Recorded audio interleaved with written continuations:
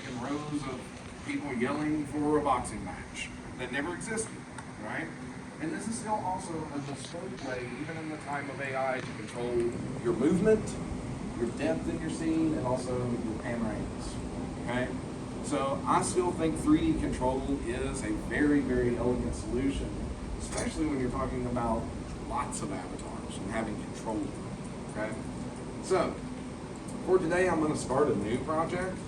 You can feel free to add to this scene should you want to, because I will be asking for 2 renders today. One is just the assignment of showing the walk path, and that's going to be pretty basic. I'm not going to lie to you, okay?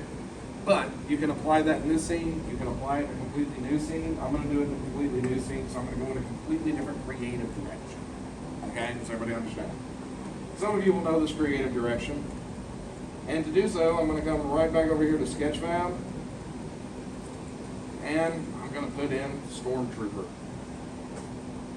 Who knows my creative direction? Star Wars, 100%, right? So, can I utilize this to make any kind of scene? Sure, right? So I'm going to go grab this rigged Stormtrooper model, which means it's probably going to be a what? FBX. It's got those bones already, right? So I can go ahead and it's in a T-pose. That's kind of nice. I'm going to download him. We know that's going to go through Accurate. And why is this a good candidate for that in Module 2? I'll give you a hint. From here up. A face. It's a mask. Do I care about facial rigging if you're wearing a mask? No. Okay? So this is a nice candidate for just body motion, right? And also, what are stormtroopers? Soldiers. Right? So can I have 1 or 50 and it makes sense? Yes. Okay? So, great. Now, I've got this downloaded. I'm going to go ahead and I'm going to open up Accurate. Even if this is a different one, if I extract this, right? Extract all, bring this over. Make sure you're local. Okay, make sure you're local. Even in your source folders. Here's another zip. Does that need to be local? Yes. Okay. As long as you're bringing over your files and that FBX is at a local level, you're good. Okay? Keep that in mind. Now I'm going to go ahead and open up Accurate. You also may have noticed I have AccuFace. That's a whole other thing if you wanted to just animate faces at large, at mass with like webcams or phones, all kinds of fun stuff. We can do that. But we know I'm going to bring this through. So I'm going to go ahead and choose my file. I'm going to jump up here to my downloads folder. And I'm going to drill down to that source folder and that local FBX. That's going to enter. Now, if this one fails me or it doesn't give me exactly the result I want, I can always go back and grab another one, but this is edge finding pretty well. Now, looks like he might be turned sideways. I may have to go get another one. But let's just go ahead and say, let's rig the body and see how it does with that as an auto rigger. Now, I could also bring this in and resave that if I wanted to and just turn that 90 degrees, should I need to. Otherwise, I'll just go grab another model. But while that's thinking about it, I'm going to jump back over to Sketchfab and I'm going to go Sci-Fi Corridor. Sci-Fi Corridor. I can spell corridor right today. Spelling does matter in Sketchfab, so in your search field, if you misspell something, refine it because it will affect your results. Any sci-fi corridor will do. Okay, I'm just going to go ahead and say downloadable. But if I really wanted to get, super, anal retentive about it, I might want to go with something that looks like Star Wars. Okay, this one's kind of cool. It does have some obstacles there at the end, but that can also be a starting point, and maybe I have them walk out and around the corner. So that's fine. We'll go ahead and download this. It can really be any model you want, as long as it's quarter. Otherwise, you can always just set this up in your scene the same way, and the path application will be the same. Just showing you that each and every week, you can basically change up the whole creative direction of what you're doing, and if you're fast and effective with real-time animation and real-time environment, you should be able to get some really quick results. So here's my texturing challenge. I'm gonna extract that once again because any asset that we bring over, whether that is a crop or a character or anything, also has to be local. So here's my scene. Now you can see, I'll come over here and I'll look at this guy. My rigging's off on this one. I'll switch to a different one, or I can change that up, it's not a problem. So, while I bring in my corridor over here in the iClone, I will jump back and grab a different stormtrooper.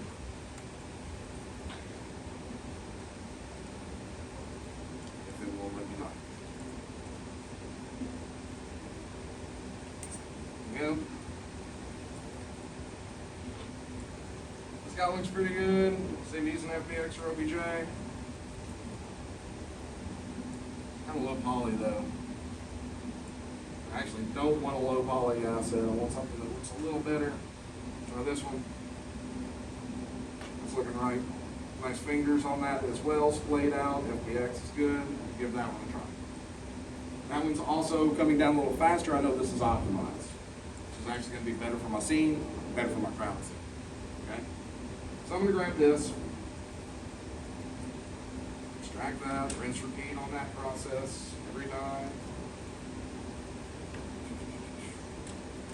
Source, there's my stormtrooper. Let's jump back over to AccuRig. Should be able to be this flexible in your workflow. And I'm just going to reset this, relaunch.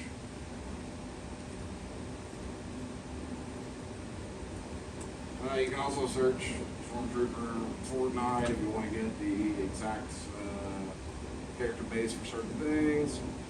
But I'm going to now navigate to this and jump back up here to my latest one.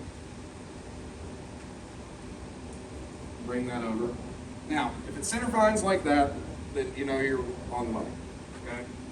So I'm just going to quickly rig this out. I'm going to do it just by basically clicking straight through. And that's the beauty of AccuRig, because when you know that there's decent geometry and it's properly set up, you should be able to do just that. Now I could, change around the clavicle and some other areas, but really, I just kind of want this guy to march. All right, so I just need some basic body motion. Not really worried about too much. Hands, if I wanted to have that blaster in it, we will do that today so you can see how easy it is just to add that accessory, keep that motion on, okay? But we'll do that in a minute. Very first thing we want to do is just bring this through and see if we've got a nice, easy way to get a march going on.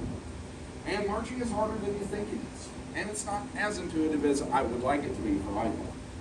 Those hands are looking pretty good. Everybody remember the dunce cap? Our little cone there, it's looking okay. We can just take that right over to the left hand, right? Boom, done. Now I've got a moving stormtrooper. And AccuRig should be that fast and effective as long as you make sure that you're giving it the right kind of rig, okay? Now, once we see that movement, we can always refine that should we want, but we want to save it as an eye avatar, just bring it into the scene. While that's cooking in the background, I'm going to jump over to iClone, and I am going to start a new scene. Now remember, we're talking about pathways and walkways today, thoroughfares. And all the thoroughfare is just where two walkways cross over one another, okay? You'll see this in the tutorials. However, for this, I just want my corridor, right? So I'm going to jump back over to my scene FBX. I'm going to drag and drop that into my scene. Now it's going to convert all. And you can see that my scale is off right now, I do believe. And this is probably because it's a texturing challenge. Going to be something that I'm going to have to retexture. But really all I want is the geometry for now, okay? So we'll worry about scale in a minute. We're just going to bring this in. You can also come over here and look. And if you have anything that's even a complex, built high shader option, you can still come over and look and see what the material name is. And if it's only got one on the list, how many of those do you have to apply? One, right? So, should be able to come over here to my base color for this, jump up into those download folders, and here is my texturing challenge corridor. Here's my source, my texture folder, and just throw that base color in there. That should work. Yeah, look pretty good. Now we'll talk about emission and glow maps and some other things that'll make it look more Star Wars in a minute. For now, this is okay. So I'm gonna jump back over. Here's my stormtrooper. He's already chilling, idling, right? So we can always check our motions here for anything, just to make sure that it's giving the movement that we want, all right? But again, I'm just being very fast with this. I'm gonna go to Save iAvatar now, all right? So at the top, I'm just gonna throw this on my desktop. Here's my Stormtrooper iAvatar saved. There's my works from module 1, right? No big deal. Now, scale is gonna matter at this point, right? So, if I go back to my 000 location, or just go to my home here at the top, basically, wherever we have that avatar brought in, we want it to come in at 000 so we can check that scale, okay? And appropriately apply this. So, I'm gonna jump back over to my file browser, and I'm actually gonna navigate to my desktop where I've saved him. And I'll make sure that my grid is on as well. And I'm way scaled out here in the scene, so you're not able to see if my grid is on, but that's all right. Because we can just drag and drop him anywhere in our scene. Doesn't matter where, there he is. And who remembers a quick way to get back to 000 if you just drop an out object, static, or character? Say again? F is front for the camera. Align. So it'll do that. Align will give you alignment to something else. Don't forget, over here in our modify panel, you can always zero anything out. So see how our move is like 22,714 and negative 125,000.1 on the Y. It doesn't matter where an asset is. You can always just zero it out and it'll send it directly to 0, and now I'm here. But is that a teeny tiny stormtrooper and a big asset? Yes, it is. Okay? So, again, we want to suss out scale. And for this, I also like to make sure that my grid is on, and he seems to be okay. But if you want a sanity check here just for the environment, you can always bring in another avatar for scale, which we will be doing later on. However, I'm going to go over to Actor tab, and in my template tab, I'm going to come down and I can grab any character, but I'm just going to go into my clothes folder and just make sure that, you know, something like Kevin here, if I throw him in, that he's comparable to the size of my stormtrooper. So I know that's about a 6-foot stormtrooper. Okay? Now, this is nice because if you will basically scale to world scale, you're going to have better results for everything, including your simulations. Okay? So, now, who remembers how to get some texture on this guy? Modify, yes, it's in the modify panel. Which icon? Checkerboard, correct. Now, obviously for him, we've got body, hands, and helmet here in our material list. So I'm going to go for body, and I'm going to double click on that base color. I'm going to go back into that Stormtrooper folder. Same thing. Doesn't matter what kind of asset it is. Okay? Character, set design, whatever. What's up?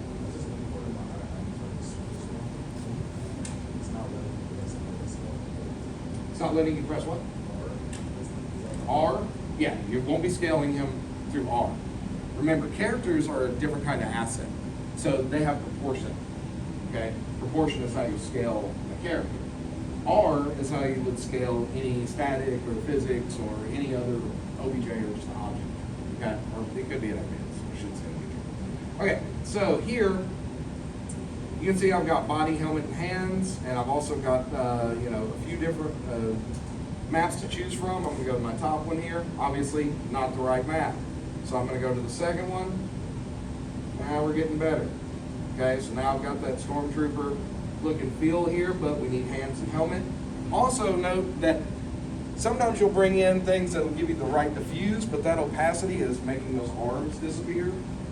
So you can always trash anything that you need to, or play around with the levels of that. So for example, for this asset, I could tell it to not use this map at all by hitting minus, or my little trash can right there. Just completely clear out that channel. Okay? Now, once you do that, you can see that black portion of that is going to appear because it's not even being affected by that channel, okay? So, same thing with the head, same thing with the hands. So I'm gonna go to my hands here, I'm gonna go to my base color. You can see I've got my hands there. And you can see that same sort of result, just trash that map. All right, helmet, same thing. Okay, and then again, trash the map. Now I've got a perfect stormtrooper, okay? And I know that he's at the right scale. So, this is great. Can I save this now and not ever have to do that again for any other stormtrooper that I ever want to have in my scene? Yes, because one thing I don't want you to sleep on is anything is savable. A camera savable, a light savable, a texture savable, a particle savable. Anything that you create. So, that means that I can, with this selected, now I can use hotkey what for my camera? Yeah. F. Because now I can make that my, basically, thumbnail, okay? And anything that we save is gonna be found where? Custom, right? Because if we save our projects, it's in custom. But now I want you to start thinking about, oh, I can actually save anything there, right? So I can go to custom here, and it's gonna sync all mine because it's huge. But essentially, go into the character folder, okay, right under actor. So actor, character, in the custom tab, and hit save.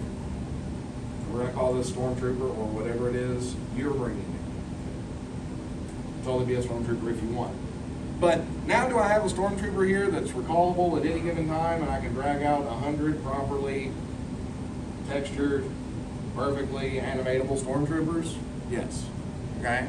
So, keep that in mind because later on, how did we get our characters on our nav meshes? Who remembers? What's it called? It's not Deadpool. Character pool? Character pool's close. Actable, right? Actable. So, does that mean that this Stormtrooper can be in an actor pool? Yes. Okay, keep that in mind. And I gotta know where I saved that. All right? So, this has a file path, right? It's local, and if I right-click that and go find file, just like we do, right? With our projects, when you need to save to, you can locate that file path. Easy, okay? So, boom, here's your file path. Remember, later on, we're gonna use that if we need to for your sim, right? But basically, any folder can be a file path for your actor pool, right? As long as it's saved individually, okay? So that's why we go through that process. What's up, Julissa? So, essentially, once you've got that, you can really start thinking about it like this.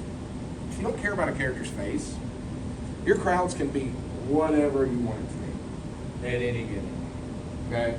Zombies, stormtroopers, knights, aliens, whatever. Okay? For me, I'm a Star Wars nerd, so I'm going to use this. So I'm going to go ahead and double click on Kevin. I'm going to delete him. And now, what do I need to scale? The corridor? Huh? Corridor? Corridor, right? And essentially, I'm going to double click on that and to scale an object. What's the hotkey? R, right? So, suffice to say, I can go ahead and bring this down.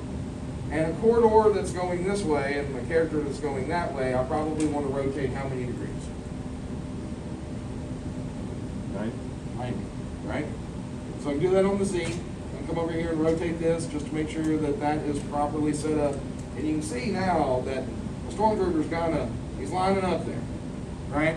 But my scale's off, so I can still additionally take that hotkey R and scale that down even more, all right? So I'm going to scale this down to make sure that I've got enough of a corridor that I can get, maybe 3 or 4 Stormtroopers wide, okay? Because obviously this is meant to be more probably a single person corridor if you look at the scale of things like our little, cylinders back here, or maybe the scale of that texture of that 76 there, right? But now, depending on whether you have started today with your scene or you followed along to this point, we're going to use a path animation, because could I just go ahead and nav mesh this? It's geometry, right? So I can just come up here and go generate nav mesh, right? Boom. And then hit generate, pow. Right? It's looking at it. But I might not want that result. I might want something more precise. And I might want people to move more precisely. The way that you probably, how many of you walked up here today? Okay? Probably walked the same pathway that you would normally walk. Might have walked a different one because of training. Right? Pathways and wayfinding in scenes is something that you should have a high level of control. Right? If you want to utilize this to populate large background opportunities, or maybe there's enemies or something like that in the game that you want, or something that you're just trying to animate. Again, a lot of people quit. A lot of stormtroopers quit. Right? So I'm going to go ahead and I'm going to close my generate nav mesh. Right? So don't really need it. You don't have to have a nav mesh to do crowd scene. It's a great way to get one piece of geometry or lots of geometry and visualize it quickly. And if you understand blocking in your scene, then you understand the benefit of this. Okay? But, and again, we don't want people walking through certain things. And that's pretty good. It looked at the corridor pretty good. But I'm going to go over here to Scene tab, and I'm going to delete this nav mesh, because don't forget, they are 3D objects. They are in your scene. Okay? So when you generate that, it puts that in your hierarchy. Right? So I'm going to delete that. But now I want to say, hey, I want these stormtroopers to start over here at the end and actually march out and maybe take a turn, right? And why would I do that? Camera move problem. Okay? So, essentially, there's a couple different ways you can gain paths. And one is the same text navigation that we've done all semester, and that's going right up here to create. And whether you're following along in your scene or you're following along with me, you need to do this. So create path. Create path. Okay? This is one way. And when you hit that left click once again, you'll see that you get a crosshair icon when you hover back over the actual scene. Right? And then anywhere that you left click again, it's going to drop a note. I like to call it the Christmas tree note, because it has orientation, it's a cone, okay, and a sphere. And there's a reason for that. Because paths can be used not to just animate people, paths can be used to animate anything, right? You ever been on a roller coaster? What if you had to animate that? You totally do it with a path. Because your camera can follow that bank, curve. You have a much deeper level of control with a spline than you do an object. Because the spline is simply a line. So, I'm going to come over to the back of my corridor and I'm going to left click and drag forward. Okay? I'm going to left click again about midway. And then I'm going to left click again over here towards the end, and I'm going to left click yet again and again. What did I just create? Spline that does what? Curves. Okay? So, remember when you might have tried to move your character in Module 1 and you get jerky results and things like that? Characters can follow pathways and get really smooth results. Smooth results. Okay? Now, whatever your shape is, it can be anything. And if you're using terrains or organic, something that's not a flat plane, but organic terrain, then you can also cast pathways to that geometry. So it can be very complex, like a pixel object. Have like really rough, alien terrain, Mars, ground, desert, whatever. Dunes, hills, mountains, it doesn't matter. Pathways will look at that and say, okay, this is where you want to go. Okay? Now, when you want to close a pathway, when you're creating one like this, just hit escape. And now this becomes an object. Now this is a 3D object in your scene. And that's important, Because we're going to talk about a couple of different use cases for paths later. And I promise you I've used it for particles, for magic, for gunshots, for all kinds of stuff. Because ray tracing and path tracing doesn't just like basically result in light. Question? Camera Sue? Absolutely. And it's a very common use case. Okay? So you could have a path attached to a character that literally just orbits around them. Right? You could have, I've done, the old school Looney Tunes kind of thing to make people look dizzy in games, all kinds of stuff. There's literally infinite numbers of use cases. But this is the one that I want you to do today.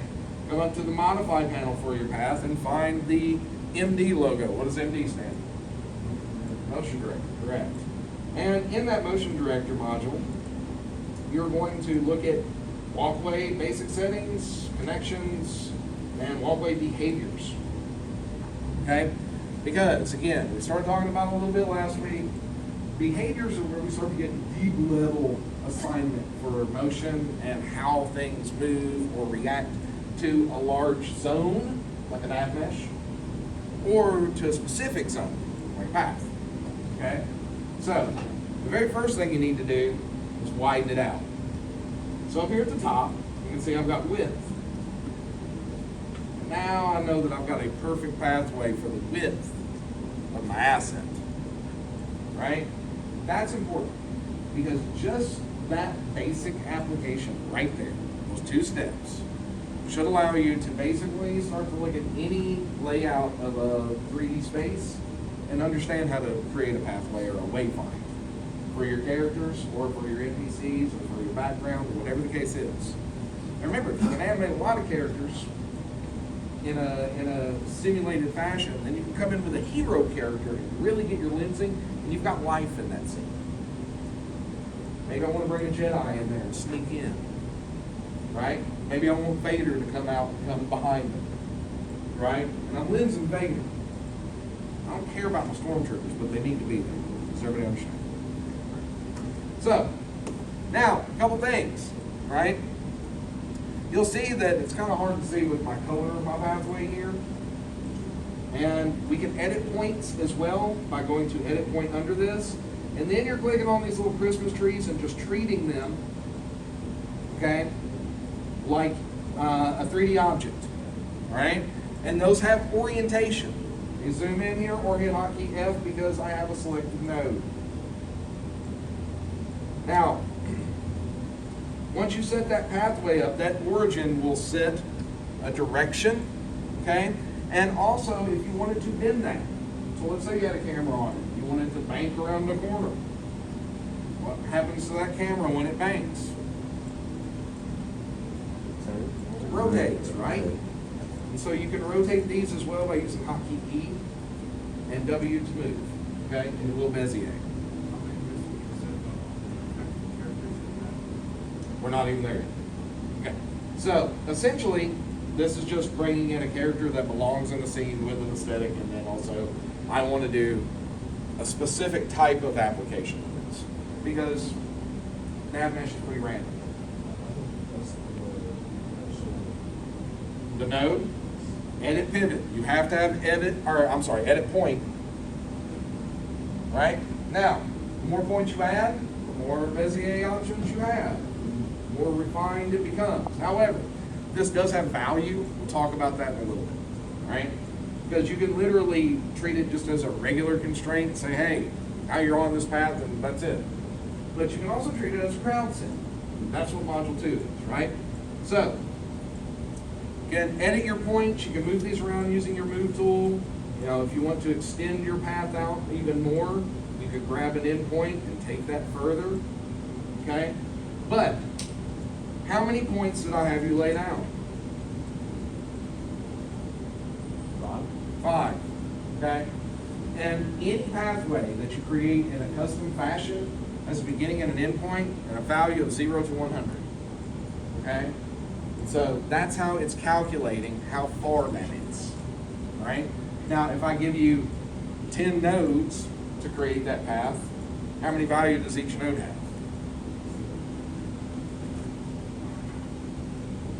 That's right, 10, y'all. Good job. Because 10 nodes from 0 to 100 would be 10, 20, 30, 40, 50, 60, 70, 80, 90, 100, right?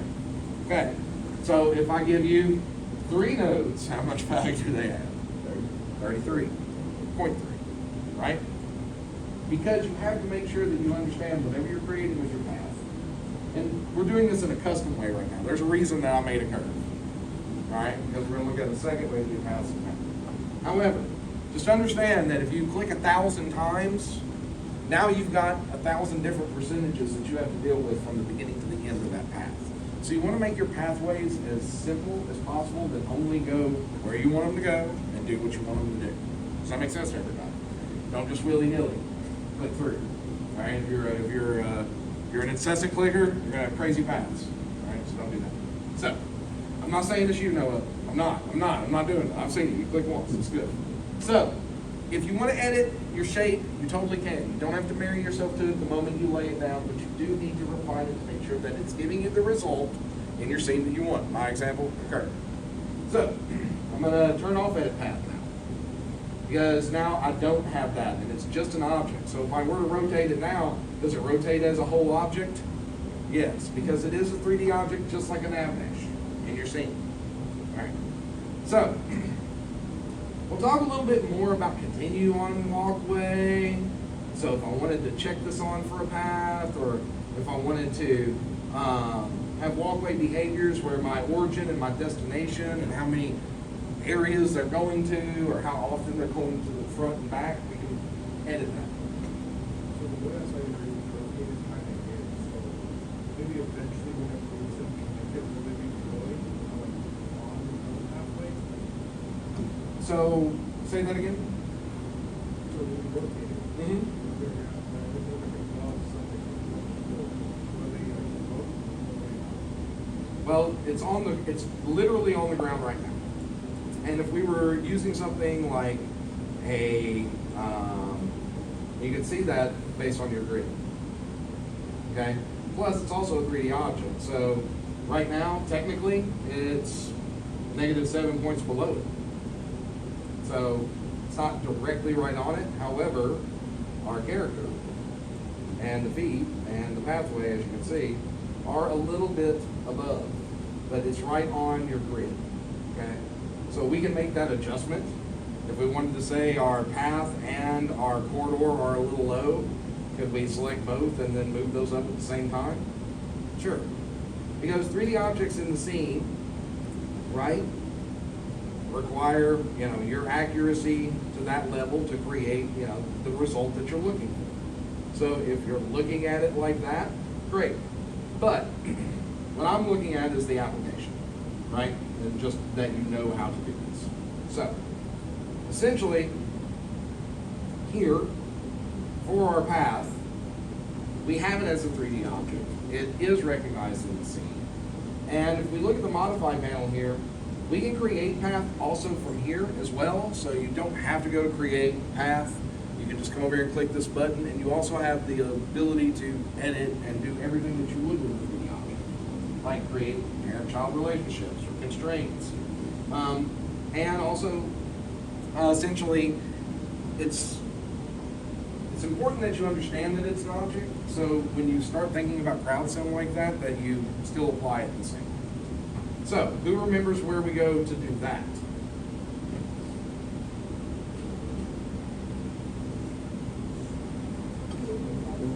Say again? Yes, to create the crowd sim. Create.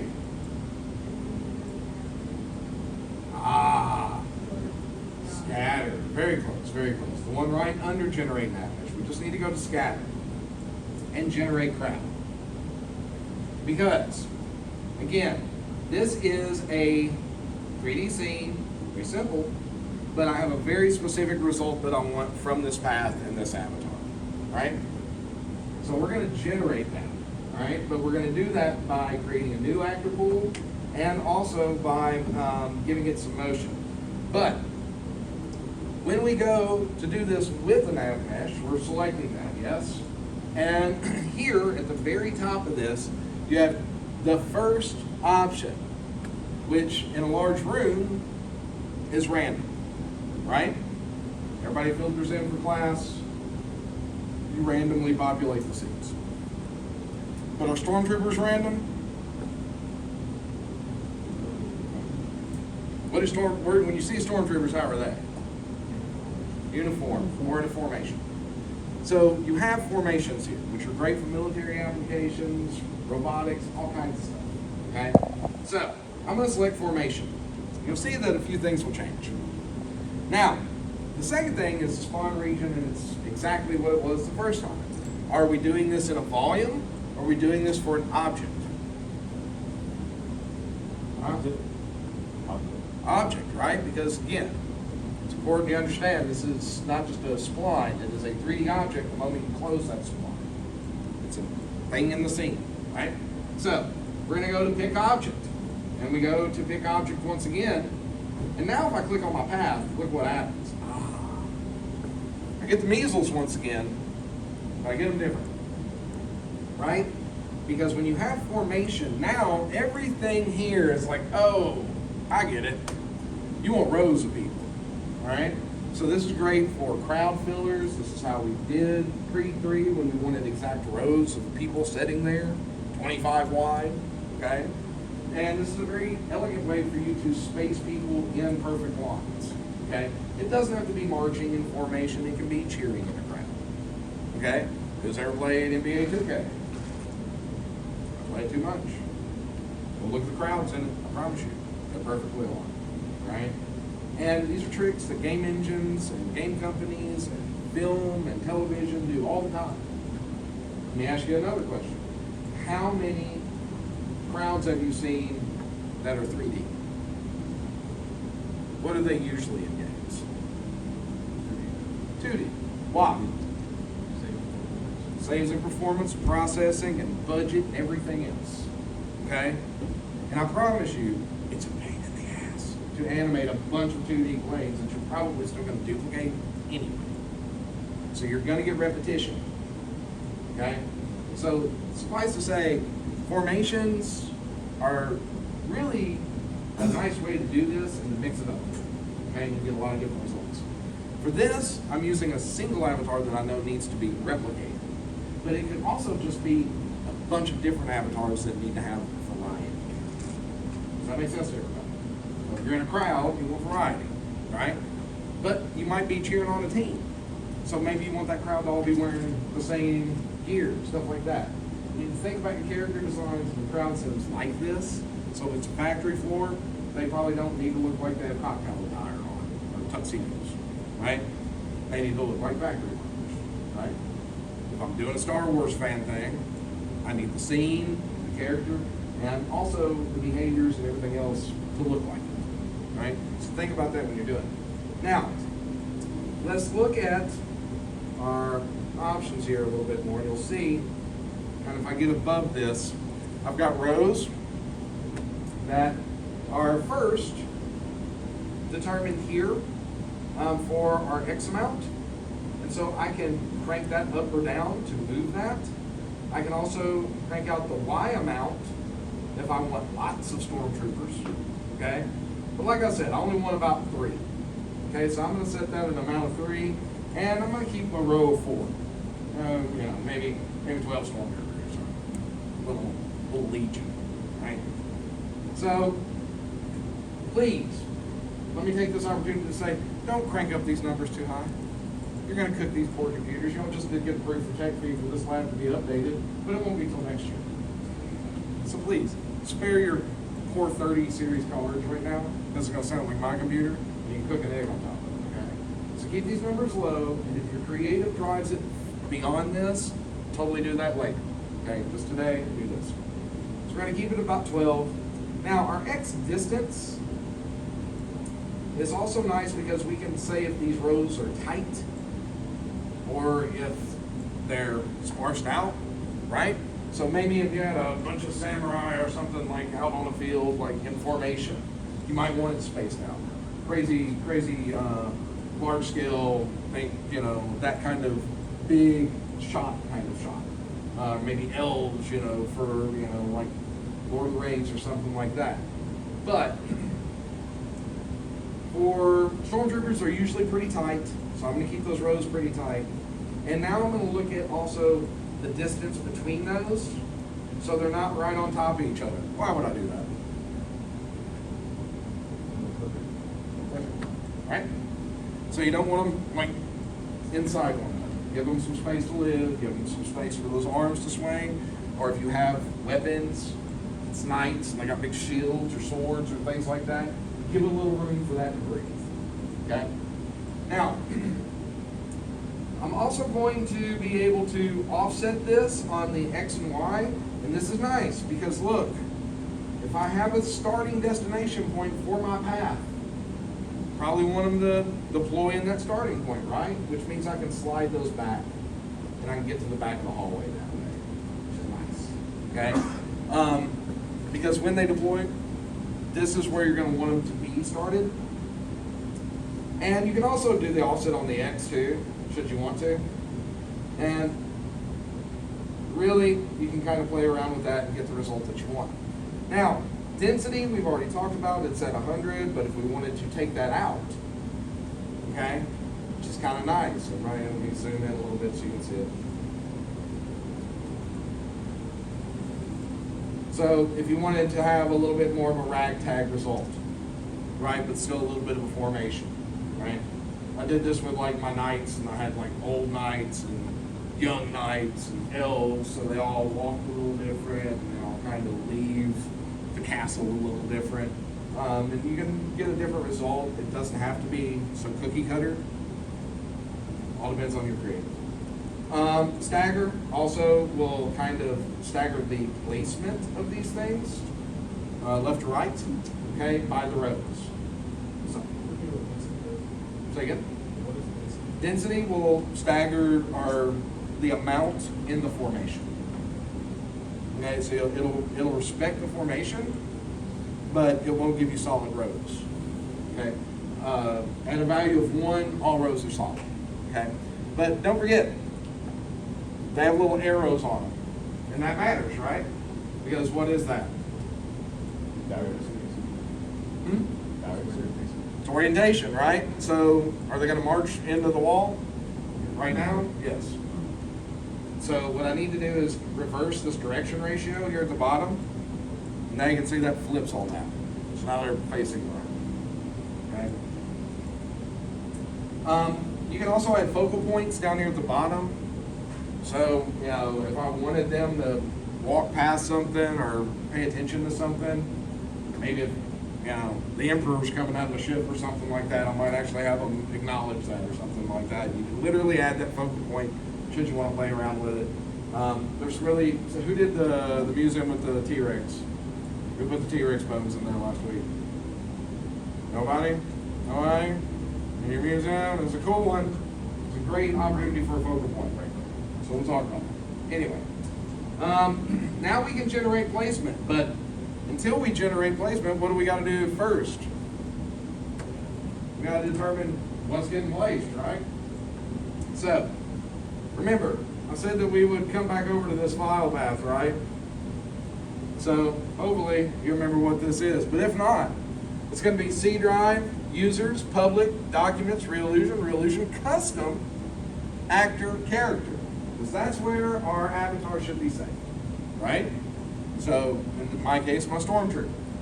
It's all good if you don't remember it, because don't forget, you can always come back over here, and in your content library, where we do have that saved, you can always just right-click that, and go to Find File, right? Come down here and Find File.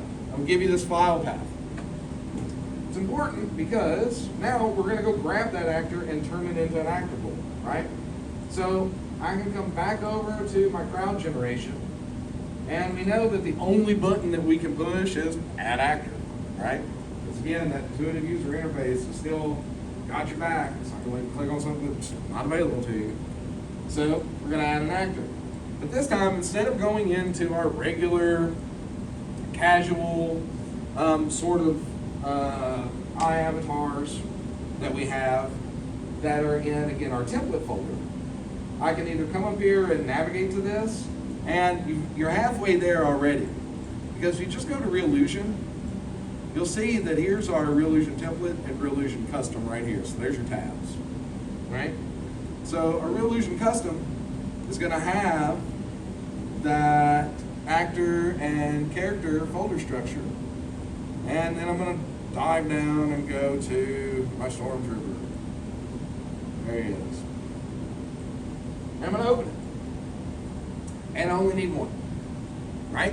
Because I know it's textured properly, it's already set up, it's properly rigged, it's good to go, right?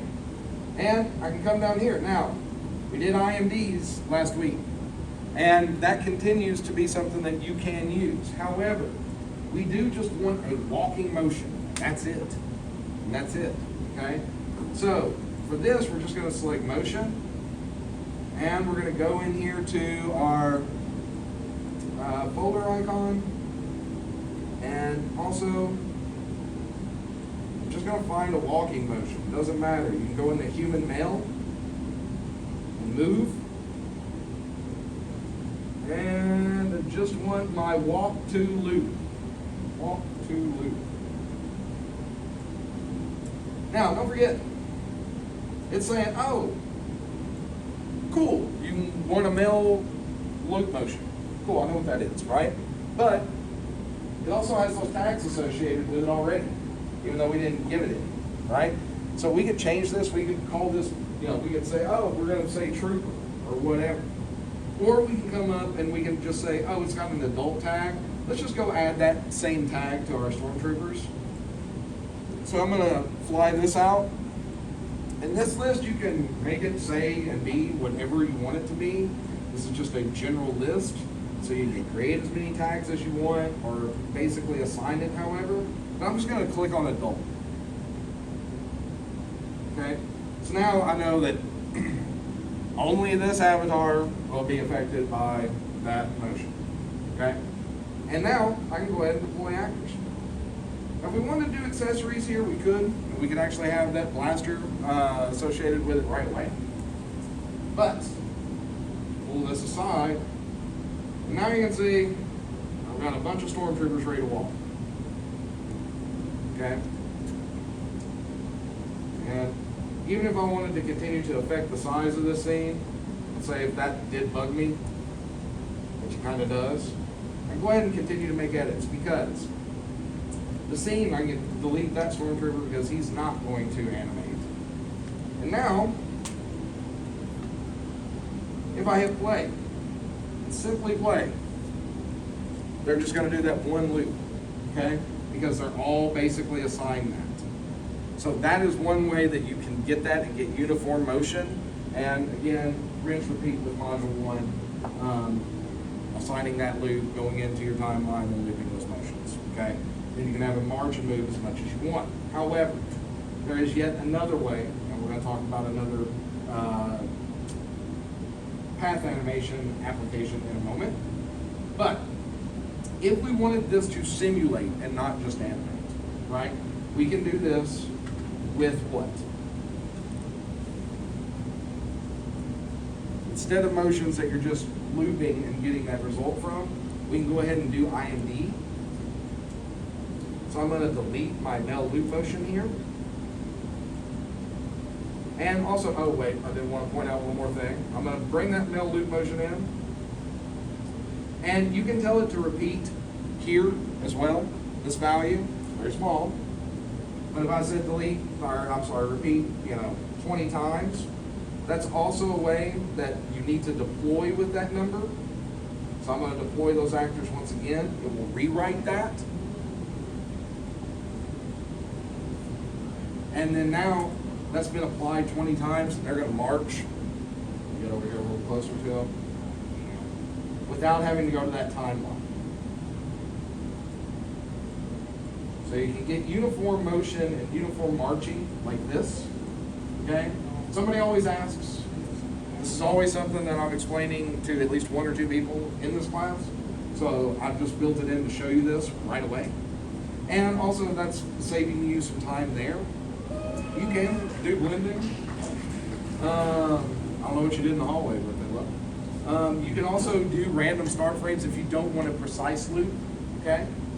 And you can also come over here and deploy, like I said, an accessory with this for a blaster should we take the time to do that. And then that will populate in that hand that's assigned. So it'll be right hand mode or left hand mode, depending on which mode. Probably right hand. However, you also can use these, okay? And who remembers if we want to edit the result of this or the placement of this and how quickly they move through a scene or can traverse a path? Who remembers what you got to do in order to get to that editable mode? Edit mode? Edit mode, right? We preloaded it there for you. So if we have any of our characters that we want to move along this path like this in a uniform fashion, you got to come up here and make sure that you put them back into edit mode. Okay, so you can see I've got this stormtrooper, and now with edit mode, I have all of the things available to me that we're used to with that character. Okay, but when we assign it, it's going to auto pick light mode, right? And so essentially, if I come over here to this one, you can see the second stormtrooper, even though everything's assigned the same, is still in light mode. Okay, and you come over here and go scene and grab them all at the same time, put them all in edit mode. Yes, you can. Okay, so you can do it at large if you do it through the hierarchy, right? And that makes it pretty easy. Now, again, you can use your paths in a very specific way. So if I select my first stormtrooper here, using hotkey Q, or in my hierarchy, I think he's actually a trooper, he's the first one, no? Doesn't matter which. But notice that if you select those now and you come over and you look in your modify panel, down here at the bottom, it is only assigning them to the path. It is not moving them along it, okay? Because we are not simulating said movement, all right? So, if we actually want that character to follow that path, we need to come over here and there's a little eyedropper tool that says pick path, all right? So, click on that and then click on that 3D object. Because now you can see that that's going to pop that one to a very specific spot, okay? And it also activates all of our tools here for our follow. So if we wanted to follow that path and also move along that, but also that path position. Remember, we went from 0 to 100 from the beginning of the end of that path. And that value is determined here, okay? And this is a very, very, very precise way to get multiple different types of follow along to go along with your marching, okay? So, for example, if I said it's gonna take 30 seconds for this guy to get on, and that's way too much. Maybe, let's cut that in half. Let's go, bless you, 1400. And, or maybe about 900. We're gonna say it's gonna take 900 frames to move from this point to the end of this path and come around the curve, okay? So at 900 frames, I can come over here and give my path position, which is green, right? A value of what? I want it to go to the end. 100, correct? And now you can see keyframes have been created, but is my stormtrooper facing the right direction? No. Why do you think that is? Because it needs to know which axis to follow, okay? So it knows that it's on a 3D object, and now it knows it's animated.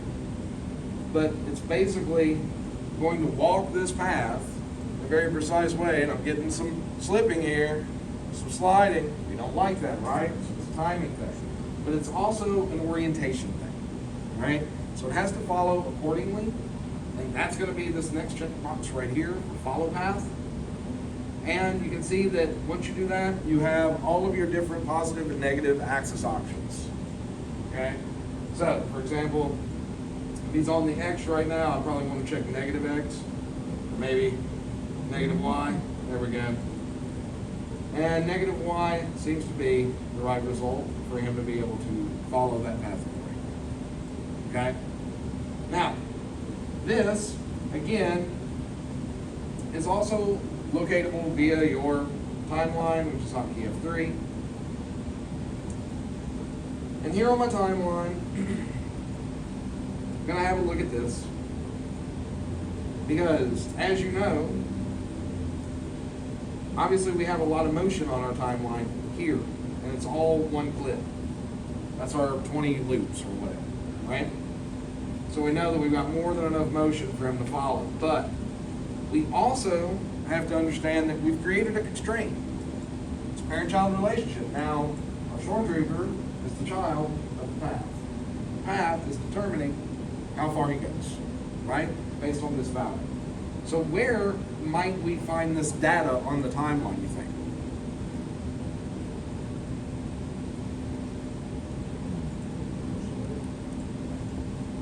Right here on our little drop-down flyout arrow, it always exposes all animated tracks. Anything that you can animate that's green on that modify panel will be located here. You can dig down and grab that data. Okay? So, for example, what is a path?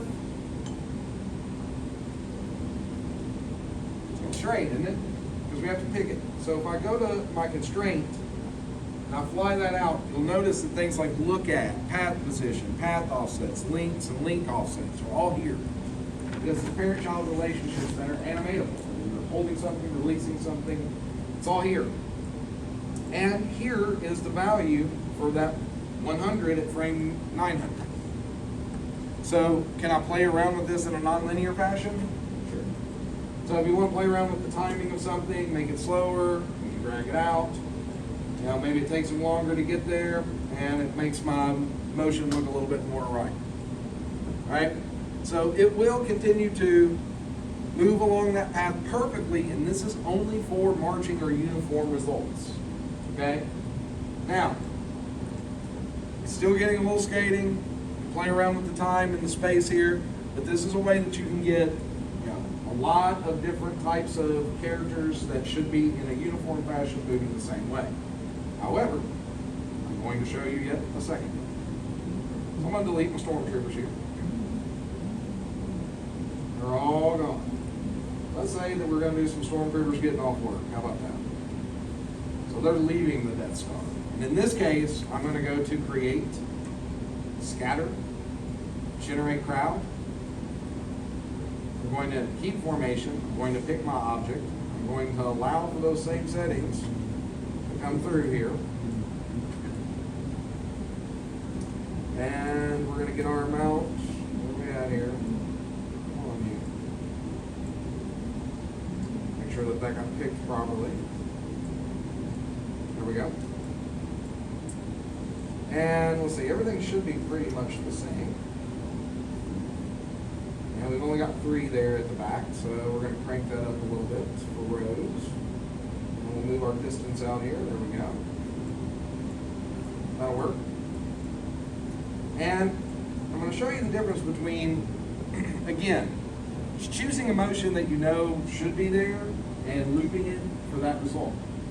But if we switch this from that to an IMD, and we delete this motion out of our pool, so I'm going to select it and hit the trash can. And then I'm going to go to IMDs once again, and I'm going to grab that, and I'm going to get my, let's see, my stroll and my walk M. Crowd sim stroll M, crowd sim walk M. And I'm going to go ahead and select that. So I've got 2 different ones. I've got male, elderly, adult, and teen. And if we go back up to our actor pool, our actor still has that adult tag, right? So we know that it's going to look at those IMDs the same way. So I'm going to go ahead and deploy my actors. And essentially, after the deployment of these, with an IMD, what can we do?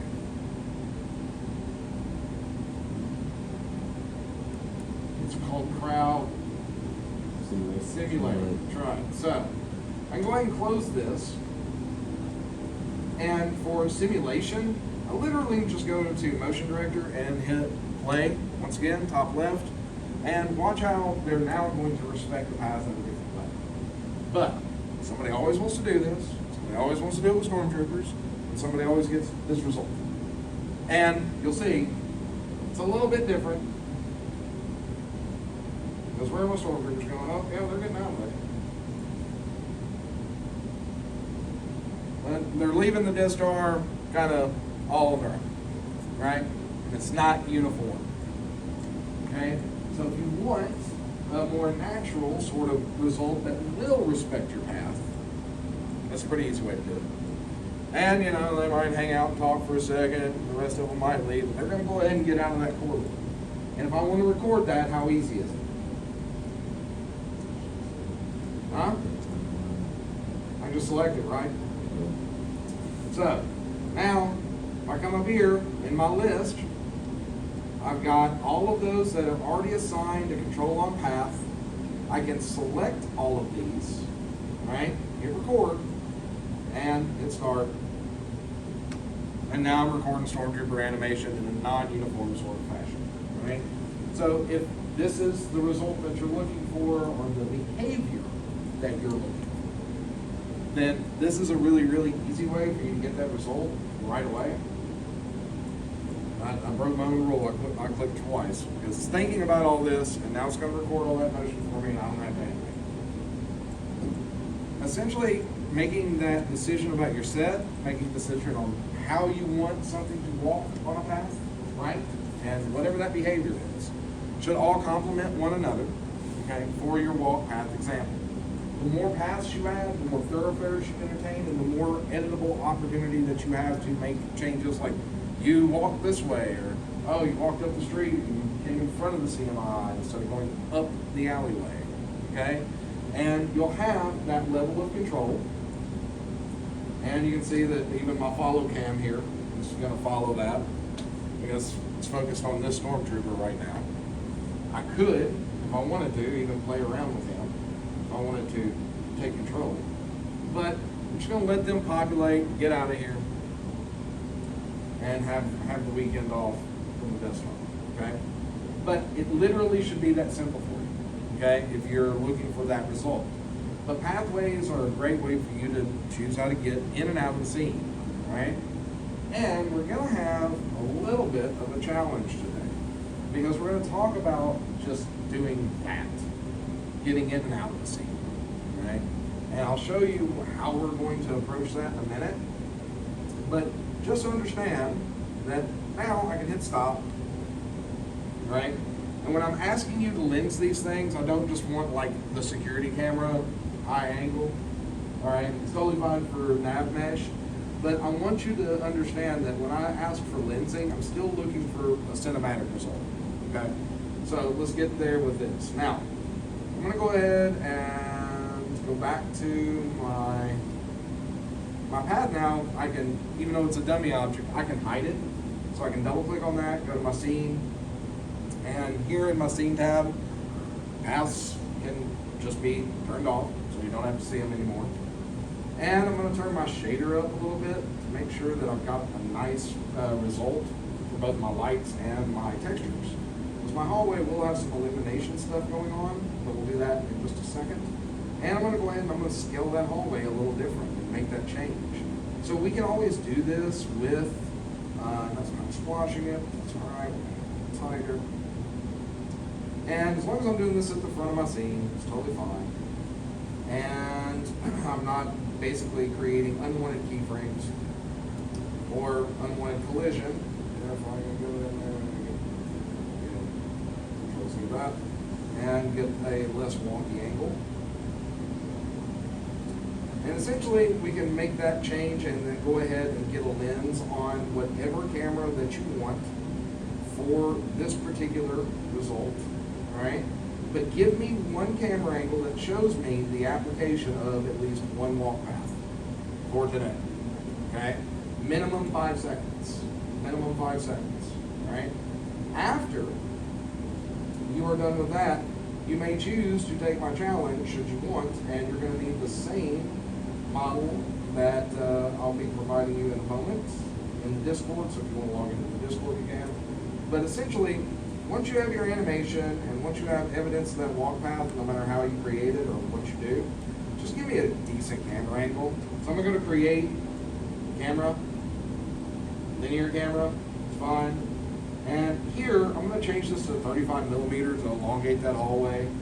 And also, I'm gonna select one of my characters.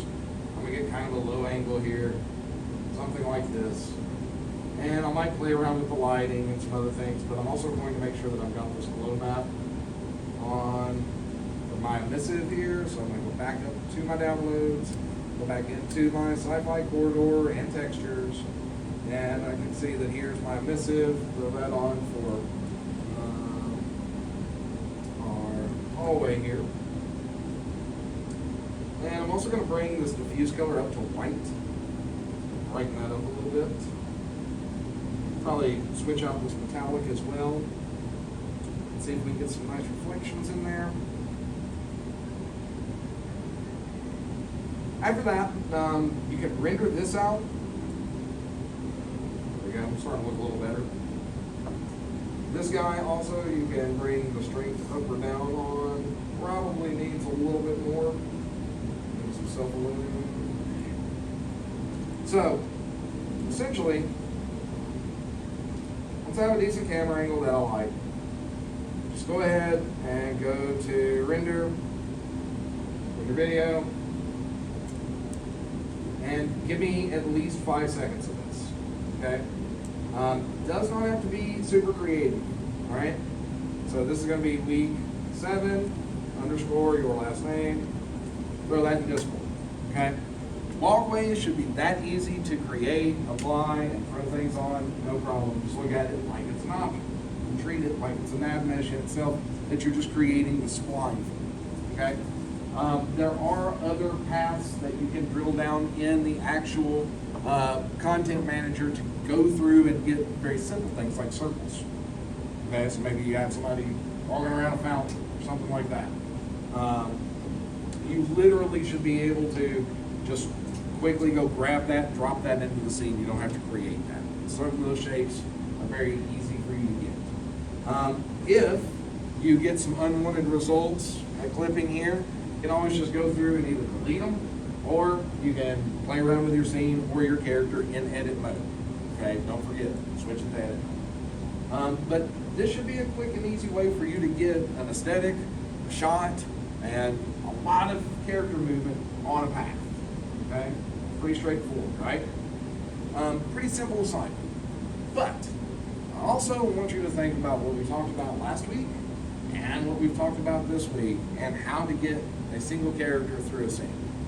Your challenge today is I'm going to give you one model of a maze. How many of you have seen Inception? What's the hardest maze?